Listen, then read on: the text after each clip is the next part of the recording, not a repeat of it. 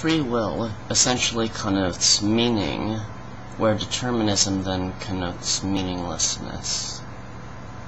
Since we inherently long for meaning in our lives, we hope for free will, and fear the idea of a world where choice is an illusion. Thus, hope and fear involve two imagined hypothetical futures, where one is desired and the other, opposite the one, is not. Whether it is hope or fear experienced depends upon which outcome one dwells. Fear and hope overlap particularly in issues of belief built upon the suspension of reason. A leap of faith is required by enough institutions, religious or otherwise, so that most people seem to take one at some point.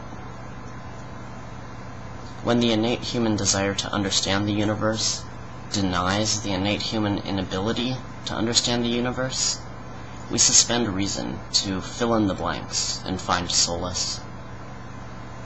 Of course, only a structure built upon solid ground will be sturdy enough to hold up to the elements. A problem can result when one of these arbitrarily filled in blanks is used as an assumption off of which to build oneself. This can be seen just as often in the atheist as in the theist. Presentation of any opinion as objective truth is the defense mechanism of a fragile identity built upon the foundation of a false dichotomy. It's amazing how many of our core values and beliefs are put in place by the emotional, irrational brain.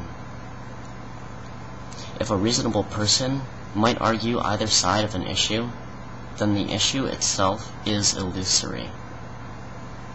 As conscious beings, it is our responsibility to do emotional and intellectual inventory all the time. Otherwise, we end up getting knocked down by the very things we believed were holding us up.